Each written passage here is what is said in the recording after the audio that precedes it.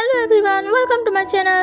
Episode 32 থেকে 36 পর্যন্ত শুরু করার আগে আপনারা যারা চ্যানেল নতুন তারা প্লিজ আমাদের চ্যানেলটিকে সাবস্ক্রাইব করে দিন। তো শুরু করা যাক। এই এপিসোডের শুরুতে মোবাইলকে আমরা ঘটে যাওয়া ঘটনাগুলো নিয়ে চিন্তা করতে দেখি। কেন যেন মোবাইল বারবার মিং এর কথাই মনে পড়ছে। এইসব ভাবতে ভাবতে মোবাইল মিংকে কল করে বলে যে আমার সাথে আজ দেখা করতে এসো। মিং তো প্রথমে মোবাইলকে মানা করে দেয়, এরপর আবার রাজি হয়ে যায়। আমরা তাদের দুজনকে মিং এর বাসার নিচে দেখতে পাই। মোবাইল বলে যে আমাদের রিলেশনশিপটা এর আগে কেমন ছিল। মিং বলে তুমি কি আমাদের রিলেশনশিপের সবটা ভুলে গিয়েছো? প্রতিটা মুহূর্ত তোমার সাথে আমার বেস্ট ছিল, আর তুমি নাকি এই স্মৃতিগুলো ভুলে গিয়েছো।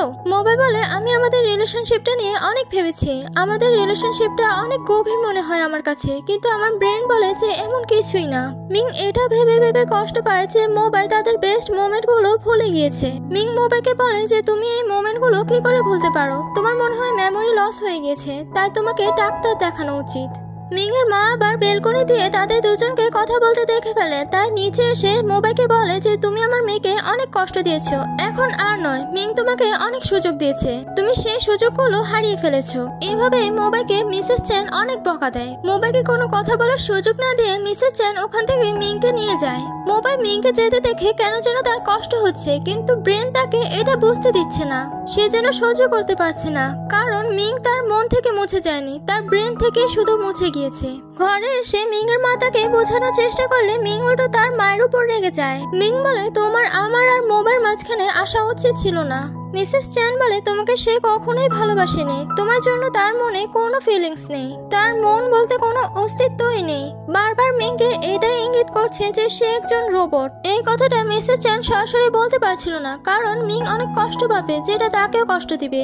মিং কিন্তু ঠিকই বুঝতে পারে যে তার মা মোবাইলকে রোবট বলে ইঙ্গিত দিচ্ছে, কিন্তু মিং এই কথাটা সিরিয়াসলি নেয় না।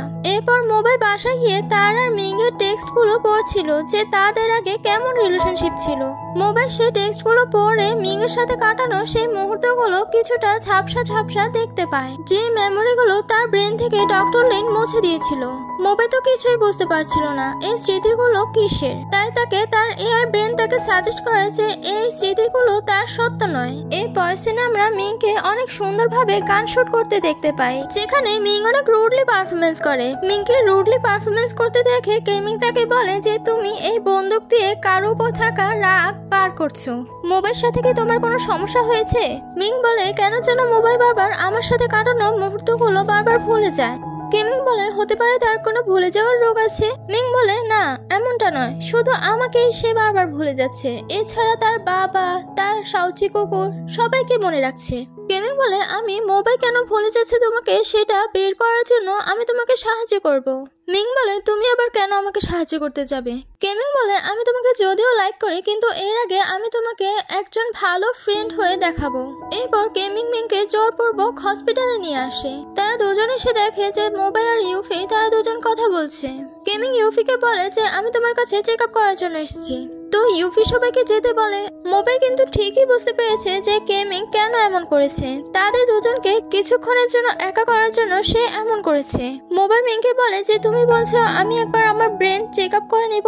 মিং বলে আসলে তোমাকে ডাক্তার দেখানো উচিত, কিন্তু মোবাইল মানা করে দেয়। মোবাইল বলে যে আমি একজন ডাক্তার হয়ে আরেকজন ডাক্তারের কাছে আমার চেক আপ করাবো। তো মিং আর কি বলবে, মিং ওখান থেকে চলে যায়। মোবাইল ওখান থেকে চলে যেতে নিলে ওখানে একজন পেশেন্ট এসে তার গ্লুকোজের বোতলটা পড়ে যাবে, তখনই মোবাইল তার সুপার পাওয়ার দিয়ে ধরে ফেলে। এটা করতে আবার কেমিং তাকে দেখে ফেলে। যে দৃশ্যটা পেশেন্ট তো লক্ষ্য করেনি, কিন্তু মোবাইল এই দৃশ্যটা দেখে তার কাছে একটু সন্দেহজনক লাগে। কেমিং এই বিষয়টা নিয়ে সারা রাত ধরে ভাবতে লাগে যে এটা কি করে সম্ভব। সে তার চাবিটা ফেলে দিয়ে আবারও ধরার চেষ্টা করে, কিন্তু যতটা স্পিডে মোবাইল তার সেই গ্লুকোজের বোতলটা ধরেছে ততটা স্পিডে সে ধরতে পারেনি। যতবারই সে চেষ্টা করেছে কিন্তু ততবারই সে ব্যর্থ হয়েছে। সকালে জগিং করতে গিয়ে মিংকে দেখে তার কিছু একটা মনে পড়ছিল, কিন্তু তার ব্রেন বাধা দেয়। মোবাইল মিং এর কাছে গিয়ে বলে যে তোমার কি আসলে মনে হয় যে আমি কিছু একটা ভুলে গিয়েছি? কোনো সময় তো আমার নিজেরও মনে হয় যে আমি কিছু একটা ভুলে গিয়েছি। মিং বলে তাহলে আমাদের রিলেশনশিপটা কি ছিল? শুধু শুধু সময় পাস ছিল। মোবাইল বলে এমনটা নয়, আমার নিজেরও মনে হয় যে আমি কিছু একটা ভুলে গেছি। যদি এমনটাই হয় সত্যি, তাহলে আমি আমার সর্বোচ্চটা দিয়ে মনে করার চেষ্টা করব। মিং বলে তোমার আবার মনে পড়তে পড়তে যেন এই রিলেশনশিপটার জন্য দেরি না হয়ে পড়ে। এরপর মিং গিয়ে তার ফ্রেন্ডকে সবকিছু খুলে বলে মোবাইল ব্যাপারে। সেও এটা জেনে অবাক হয় যে মোবাইল সবকিছু ভুলে যায়। সেও বলে তুই যে আবারও মোবাইল কাছে গিয়ে তার অ্যাটেনশন নেওয়ার চেষ্টা করবি আর তার এই স্মৃতিগুলো মনে করার চেষ্টা করবি, তাহলে যদি তুই আবারও ফেল হয়ে যাস তাহলে তোর কি একটু এম্বারেসড হবে না? মিং বলে অবশ্যই আমাদের লাইফ প্রবলেমের সাথে মোকাবেলা করতে হবে, নাকি মুভ অন করে নিতে হবে। আসলে মিং একজন হার না মানা পাত্রী। মিং যখন মোবের সাথে দেখা করার জন্য হসপিটালে যায় তখন সাউদির সাথে তার দেখা হয় আর সাউদি বলে যে আমি বড় হয়ে আর্টিস্ট হতে চাই। মিং তাকে বলে যে তুমি তো আগে বড় হয়ে ডাক্তার হওয়ার স্বপ্ন দেখতে, তাহলে তুমি এখন আর্টিস্ট হওয়ার স্বপ্ন দেখছো কেন?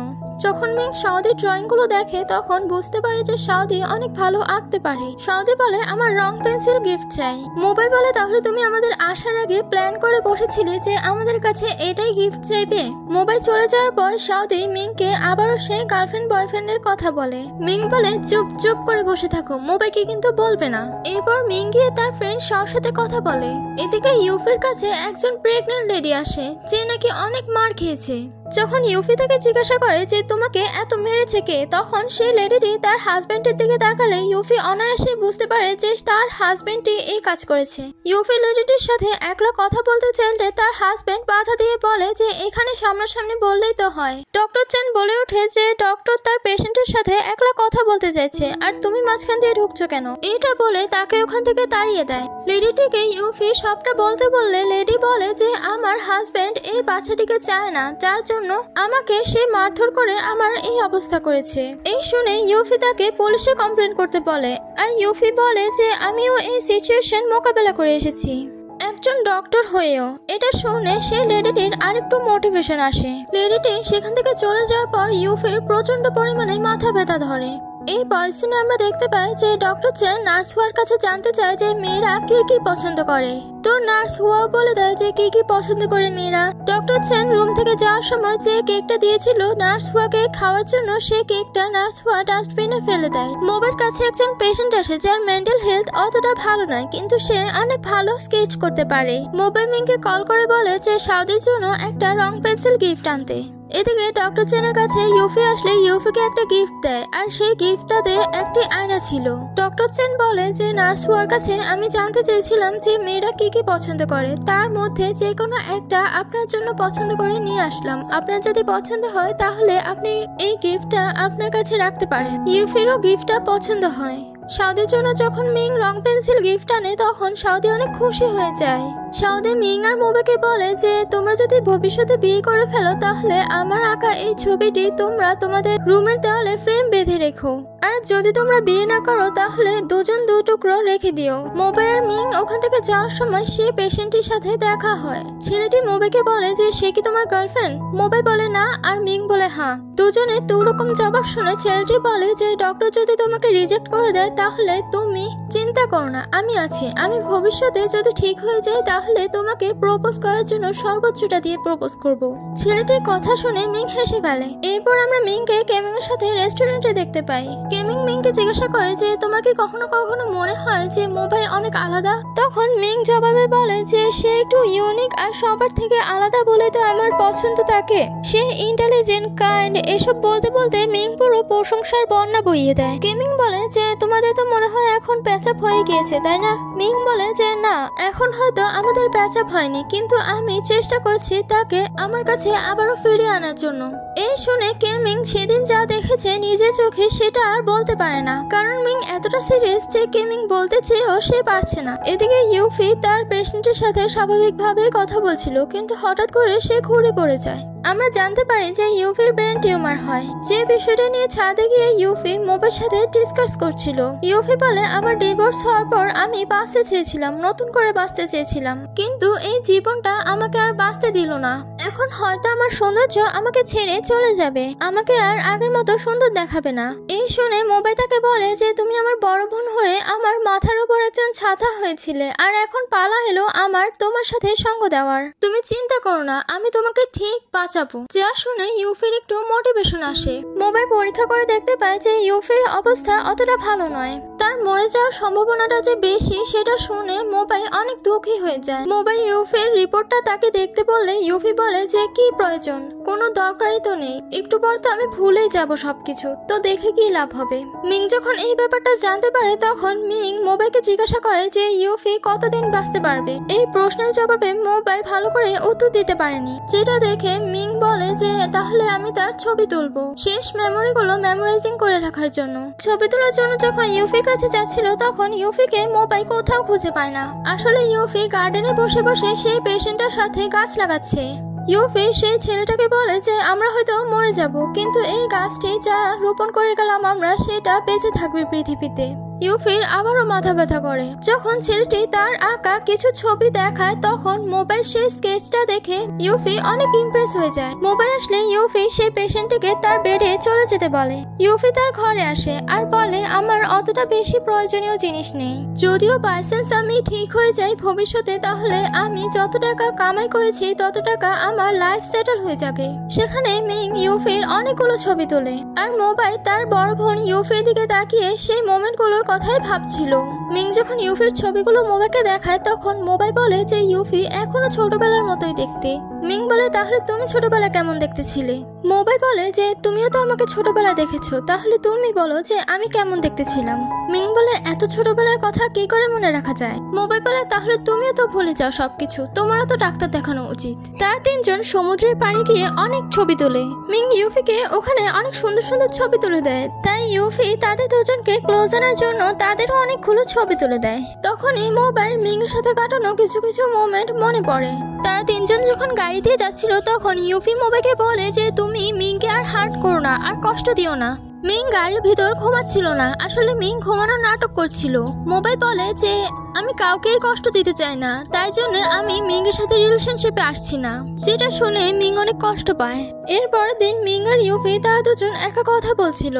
ইউফি মিংকে বলে যে তুমি এত তাড়াতাড়ি হাল ছেড়ে দিও না, মোবাইল কাছাকাছি যাওয়ার জন্য সর্বোচ্চটা দিও, আমি জানি তুমি ঠিক পারবে। আর লাস্টে বলে যে তোমার কাছে অনেক সুন্দর একটা লাইফ আছে আর আমার এই লাইফটা চলে যাচ্ছে, তুমি তোমার লাইফকে এনজয় করতে পারবে। এই জিনিসটা দেখে আমার অনেক হিংসা হয়, তাই আমি বলি তুমি তোমার লাইফটা সুন্দর করে তুলো, ওয়েস্ট করো না। কথা শেষে ইউফি যখন মিং এর কাছে বিয়ারের বোতল খোঁজে তখন মিং বলে যে তোমার স্বাস্থ্যের পক্ষে এটা অনেক ক্ষতিকর, আমি চাই তোমার ইচ্ছাগুলো পূরণ করতে, কিন্তু এর বদলে তুমি এটা চাইতে পারো না। যে ছেলেটির মেন্টাল হেলথ ভালো ছিল না সে ছেলেটির ভাই যে নাকি অনেক দুঃখী হয়েছিল, তাকে হতাশ দেখে মোবাইল তার কাছে যায়। সে ছেলেটির বড় ভাই বলে যে সে আমার সামনে সবসময় হাসি খুশি থাকে, জানা সত্ত্বেও যে সে অনেক তাড়াতাড়ি মৃত্যুবরণ করতে চলেছে, কিন্তু তারপরও এমন একটা ভান করে যেন কিছুই হয়নি।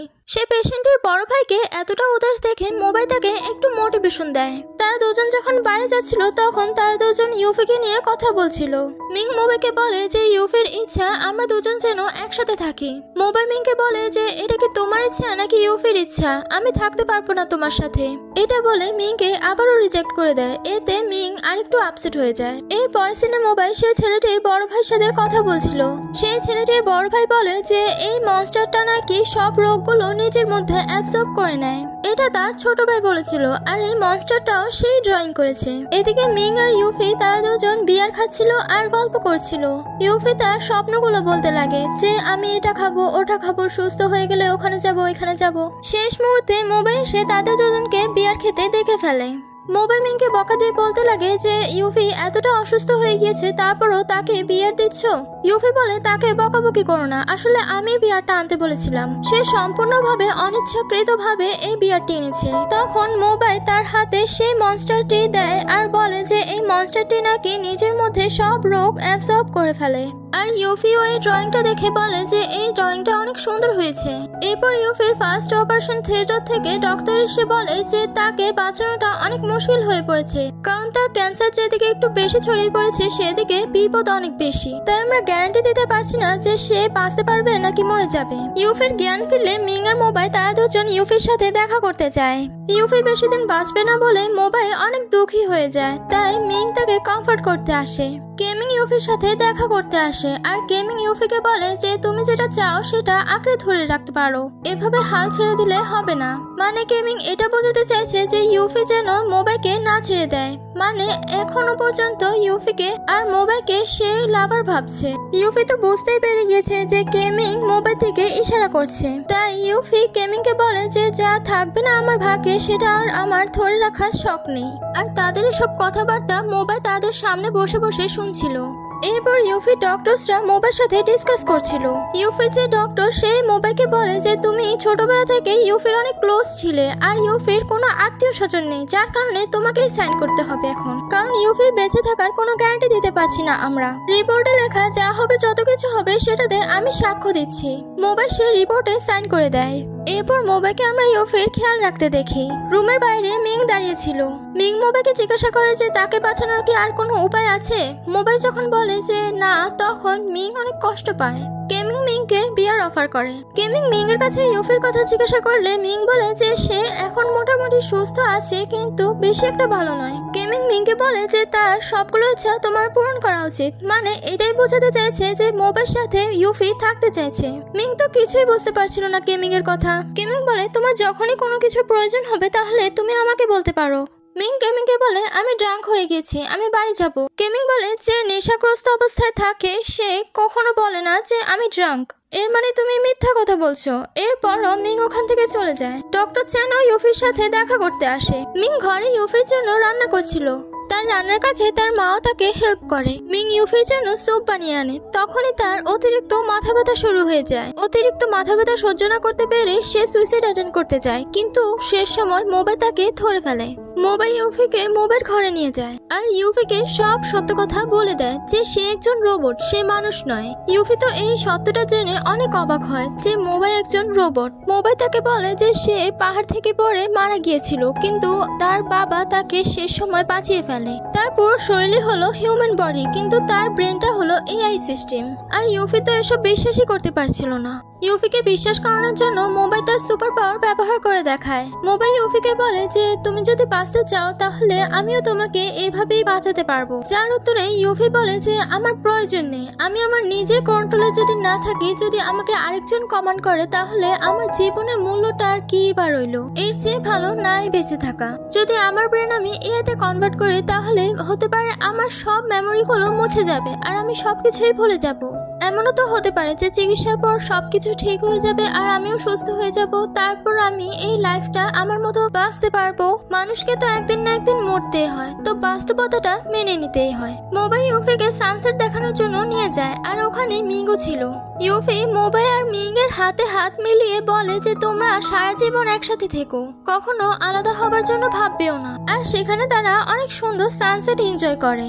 আমাদেরকে ইউফির পুরো জীবন কাহিনীটা দেখানো হয়। ইউফির মৃত্যুতে সবাই শোকাহত হয়ে তাকে ফুল দিয়ে শ্রদ্ধা জানায়। সেখানে মিংও তাকে ফুল দেয়। মিং ইউফির মৃত্যুটা যেন মেনে নিতে পারছিল না। মিং বলে যে মোবাইল কোথায়। ডক্টর চেন বলে কিছুক্ষণ ধরে তাকে দেখা যাচ্ছে না এখানে। মিং বলে লুকিয়ে লাভ কি, সবার যেমন কষ্ট হচ্ছে ইউফির জন্য ততটুকুই তো মোবাইলই কষ্ট হচ্ছে। এদিকে আমরা মোবাইলকে বিল্ডিং এর টপ ফ্লোরে দেখতে পাই। মোবাইল দাঁড়িয়ে দাঁড়িয়ে ইউফির বলা কথাগুলোই মনে করছিল। তখনই মোবাইল সে মিং এর সাথে কাটানো সেই মুহূর্তগুলো মনে পড়ে যায়। এতগুলো মেমোরি একসাথে মনে পড়ার কারণে মোবাইল ব্যথা শুরু হয়ে যায়। এই সবগুলো মেমোরি একসাথে মনে পড়ার কারণে সে কান্না শুরু করে দেয়। মোবাইল চার্জ শেষ হয়ে গেলে সে বাসায় গিয়ে তাকে চার্জ দেয়। ডক্টর লিন এটা জেনে অবাক হয় যে মোবাইল একজন রোবট হওয়ার সত্ত্বেও সে স্বপ্ন দেখতে পারছে। তার এআই ব্রেন অনুযায়ী সে তো স্বপ্ন দেখার কথা নয়, কিন্তু সে স্বপ্ন দেখছে। আমরা মোবাইলকে বরফের দেশে দেখতে পাই যেখানে মিংও তার কাছে এসেছিল। মোবাইল মিংকে যখন প্রপোজ করে তখন মিং তাকে রিজেক্ট করে দেয়। এবার মিং বলে যে তুমি সেই মোবাইল নও যাকে আমি পছন্দ করি। মোবাইল বলে তুমি ভালো করে দেখো, আমি সেই মোবাইল। মিং বলে তুমি সে নাও, কারণ আমি যাকে ভালোবেসেছি সে অনেক আগে মৃত্যুবরণ করে ফেলেছে আর আমার মোবাইল তোমার জন্য মৃত্যুবরণ করেছে। মিং এটা বললে মোবাইল তার গলা চেপে ধরে আর বলে যে আমি সেই মোবাইল, তুমি বলো। বারবার মোবাইল এটাই বলছিল। এমন করতে করতে মোবাইল খাদে পড়ে যায় আর সেই গুহায় মোবাইল তার নিজের চোখে নিজেরই মৃতদেহ পড়ে থাকতে দেখে। আসলে এই সবটা ছিল মোবাইল স্বপ্ন। মোবাইলকে মিং মেসেজ দিয়ে বলে যে তুমি কোথায় আছো, কিন্তু মোবাইল এই মেসেজটা ইগনোর করে সে তার বাবার কাছে গিয়ে রাগারাগি করতে লাগে যে তাকে বাঁচিয়ে রেখেছে কেন। মোবাইল ছোটবেলায় তার বাবা তার সাথে থাকেনি আর এখন তাকে বাঁচাতে এসেছে আর তাকে এখন রোবট বানিয়ে ফেলেছে। মোবাই বলে যে তুমি আমার মাকেও তো বাঁচাতে পারতে। আমি আমার মাকে আমার নিজের চোখের সামনে মরতে দেখেছি, তখন আমার মাকে কেন বাঁচানো হয়নি? ডক্টর লিন তাকে অনেক বোঝানোর চেষ্টা করে কিন্তু মোবাই কিছুই বুঝতে চায় না। ডক্টর লিন তো এটাই বুঝতে পারছিল না যে মোবাই একজন রোবট হয়েও তার ফিলিংস আছে, একেবারে মানুষের মতো সবকিছু। মোবাই সেখানে তার বাবার সাথে রাগারাগি করে ওখান থেকে চলে যায়। মোবাই মিংয়ের কাছে এসে তাকে বলে যে আমার সবকিছু মনে পড়ে গিয়েছে, আর মিংও অনেক খুশি হয়ে যায় যে তার সবকিছু মনে পড়ে গিয়েছে। মিং বলে ইউফি তো এটাই চেয়েছিল যে আমরা দুজন একসাথে থাকি। মিংয়ের সব খুশি তখনই উড়ে যায় যখন মোবাই বলে যে আমি তোমার সাথে থাকবো না।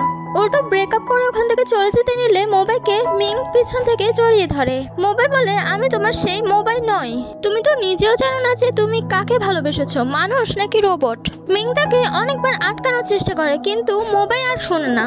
মোবাই বলে তুমি আর আমার সামনে কখনো আসবে না আর আমাকে ভুলে যাও, যেটা মিং কখনোই রেসপেক্ট করেনি। এতে মিং অনেক কষ্ট পায়। এরপর সিনা কোম্পানি এতটা লো হয়ে গেছে যে সিও লোকে বলতে হয় যে তোমাদের মধ্যে কেউ আছো যে আইডিয়া দিতে পারবে এই কোম্পানিতে একটু গ্রো করার জন্য। সবাই চলে যাওয়ার পর সিওলো মিসেস চ্যানকে ডক্টর লিনের বাড়ি যেতে বলে, কারণ ডক্টর লিনই একমাত্র উপায় এই কোম্পানিকে গ্রো করার জন্য। ডক্টর লিন তার ল্যাবে মোবাইল বলা কথাগুলো নিয়ে চিন্তা করতে লাগে। মোবাইল মায়ের 3D স্ক্যানারের সাথে কথা বলছিল। ডক্টর লিন বলে যে তাকে আমার বাঁচানো ছাড়া আর কোনো রাস্তাই ছিল না। আমি নিজে একজন মানুষ হয়ে অন্যকে জীবন দিতে পারি না, তাহলে আমি তাকে মেরে ফেলবো, তাও নয়। আমার তো কাউকে মেরে ফেলার হক নেই। এসব ভেবে ভেবেই টেনশন করছিল। মিসেস চ্যান ডক্টর লিনের ঘরে এসে বলে যে আমি তোমাকে অনেকগুলো কল দিয়েছি কিন্তু তুমি কল রিসিভ করোনি কেন?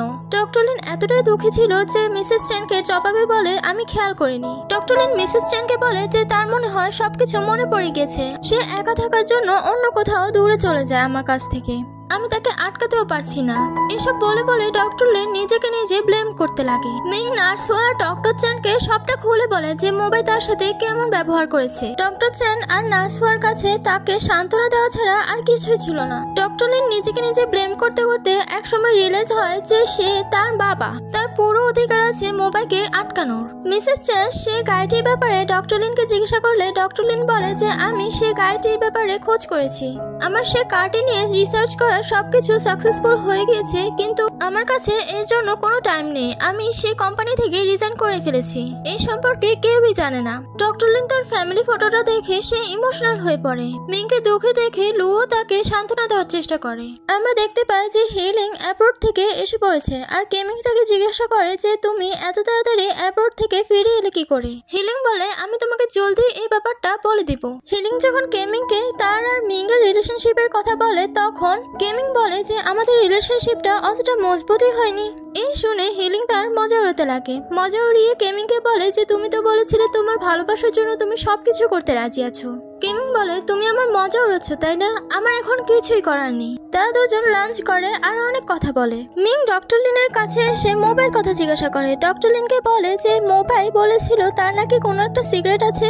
ডক্টর লিন বলে আমার সাথে তার বেশি একটা কথা হয় না, তাই আমি বলতে পারছি না যে তার কোন সিক্রেটটা নিয়ে তুমি জিজ্ঞাসা করছো। মিং বলে তাহলে মোবাইল কোথায়? ডক্টর লিন বলে যে আমি জানি না, সে হয়তো দূরে কোথাও বিদেশ চলে গিয়েছে। মিং বলে যদি কোনো কিছুর প্রয়োজন হয় তাহলে আমাকে বলতে পারেন। এইটা বলে ওখান থেকে চলে যায়। আসলে ডক্টর লিন মিংয়ের সাথে পুরোটাই মিথ্যে কথা বলছিল। মিং মোবাইলকে এতটাই মিস করে যে সে তার মনের কথাগুলো তার মনে চেপে রাখে। ডক্টর লিন মোবাইল অ্যাড্রেস কয়েকবার ট্র্যাক করার চেষ্টা করে কিন্তু পারে না। এদিকে হুই সোশ্যাল মিডিয়ায় মিংয়ের একটা পোস্ট পায় যে সে মোবাইলকে খুঁজে পাচ্ছে না, তাই যদি কেউ তাকে দেখে থাকো তাহলে নক করো। যে পোস্টটা হুই আর ডক্টর চ্যান দেখছিল। মিং গেমিংকে বলে যে এবার যখন মোবাইল আমার সাথে দেখা করেছে তখন মোবাইলকে পুরোই আলাদা মনে হচ্ছিল, যেন সে আলাদা একটা পার্সন। এতে কেমিং সেদিন নিজের চোখে যেটা দেখেছে সেটা মিংকে খুলে বলে। যে গতিতে ছুটতে মোবাইলকে দেখেছে সেই গতি হিউম্যানের মধ্যে নেই। এজন্য কেমিং মিংকে বলে যে যদি এটা জানতে চাও বা কোনো হেল্প লাগে তাহলে তুমি আমাকে বলতে পারো। মিং বলে লাগবে না, আর হেল্পের জন্য তোমাকে ধন্যবাদ, আমি আমার নিজের কাজ নিজেই করতে পারবো। আর আমাদের এই ফ্রেন্ডশিপের বেশি যদি করতে চাও তুমি তাহলে এই ফ্রেন্ডশিপ আর আমাদের মধ্যে থাকবে না, তাই বলে তুমি তোমার লিমিটের মাঝখানে থাকো। কেমিং যখন নিচে নামে তখন কেমিং এর কাছে হিলিং এর কল আসে। হিলিং অনেক ড্রাঙ্ক অবস্থায় ছিল, তাই কেমিং তার কাছে আসে। কেমিং তাকে কি হয়েছে সেটা জিজ্ঞাসা করলে হিলিং তাকে বলতে লাগে যে তাকে সবাই ঠকিয়েছে, তার মা মৃত্যুবরণ করেছে। আসলে তার মা তার কাছে মিথ্যা কথা বলেছে। সবাইকে দিয়ে আমাকে বিশ্বাস করানোর চেষ্টা করেছে যে সে মারা গিয়েছে, আসলে সে অ্যাব্রোডে বেঁচে আছে। কিছু বছর আগে নিজ ইচ্ছায় আমার একটা বিয়ে করার কারণে সবাই আমাকে অপছন্দ করা শুরু করে দিয়েছে। আর আমার একটা মেয়ে ছিল, সেই মেয়েটাকে মারার জন্য আমার মা সব সময় প্রস্তুত ছিল। আমি সব সময় আমার মেয়েকে আমার মার কাছ থেকে দূরে রাখার চেষ্টা করতাম। আমার মেয়েটাকে এত রক্ষা করার পরও সে বেঁচে নেই, আসলে সে বেঁচে আছে এটা আমার কাছ থেকে লুকিয়ে রাখার চেষ্টা করেছে। সে মেয়েটার ছবিও দেখায় কেমিংকে আর বলে যে এই মেয়েটাকে অন্য একটা ফ্যামিলি অ্যাডপ্ট করে ফেলেছে। এখন আমি তার জন্মদাতা মা হয়েও তাকে অ্যাডপ্ট করতে পারবো না। এসব বলে বলে হিলিং ড্রাঙ্ক হওয়ার কারণে কেমিং তাকে সামলায়। মিং বসে বসে সে গাড়িটির ব্যাপারে সার্চ করছিল। এর পরের দিন মিং তার বসকে জিজ্ঞাসা করে যে আপনি কি আপনার এক্স হাজবেন্ডকে ভালোবাসেন? যার জবাবে চিফ এডিটর হ্যাঁ বললে মিং বলে যে তাহলে আপনারা ডিভোর্স করেছেন কেন? এতে চিফ এডিটর বলে যে আমি বলতে পারছি না। মিং বলে যে মোবাইল যে পরিস্থিতিতেই থাকুক না কেন আমি সব সময় তার পাশে থাকবো। আমি তাকে খুঁজে বের করতে চাই, তাই আমি এই কয়েকদিন অফিসে আসতে পারবো না। এই শুনে চিফ এডিটর তাকে কিছুদিনের জন্য ছুটি দিয়ে দেয়। যখন এই কথাটা তার মাকে গিয়ে বলে তখন মিসেস চ্যান অনেক রেগে যায়। মিংকে বলে যে তোমাকে এতটা কষ্ট দিল সে, তারপরও তুমি তার পিছনেই পড়ে আছো। তার মা তার উপর এই বিষয়টা নিয়ে অনেক রাগারাগি করে। মিং তার মাকে বলে যে আমি এখন বড় হয়ে গেছি, আমার জন্য আপনার চিন্তা করতে হবে না। তার মা যেন এই কয়েকদিন তাকে না খোঁজাখুঁজি করে তার জন্য মিং তাকে বলে রাখে। তার মা তাকে অনেক বোঝানোর চেষ্টা করে কিন্তু কোনো লাভ হয় না, সে ওখান থেকে চলে যায়। মিসেস চ্যান ডক্টর লিনের কাছে গিয়ে মোবাইল কথা জিজ্ঞাসা করলে ডক্টর লিন বলে যে মিংকে সে ক্ষতি করবে না, কারণ সে তাকে লাইক করে। মিসেস চ্যান সে গাড়িটির কথা ডক্টর লিনকে জিজ্ঞাসা করলে ডক্টর লিন বলে যে আমি সেই গাড়িটি নিয়ে চিন্তা করব না। সিওলু আমার প্রমিস রাখেনি আর এর জন্য আমার ঘরে চুরি অবধি করেছে। আর আমি যে রিজাইন করে ফেলেছি তার কোম্পানি থেকে সেটা আমি কাউকে বলবো না। মিসেস চ্যান বলে যে তুমি কি মোবাইল লোকেশন ট্র্যাক করেছো? তখন ডক্টর লিন বলে যে আমি করেছি কিন্তু তার লোকেশন ট্র্যাক করা যাচ্ছে না, কারণ সে তার লোকেশন অফ করে রেখেছে। আর আরেকটা উপায় আছে, যখন সেই লোকেশনটা অন করবে তখন আমি ট্র্যাক করতে পারবো। এরপর হবে লাস্ট পার্ট। এর পরের পার্ট দেখার জন্য প্লিজ আমাদের চ্যানেলটিকে সাবস্ক্রাইব করে রাখুন, লাইক কমেন্ট শেয়ার। তো বাই।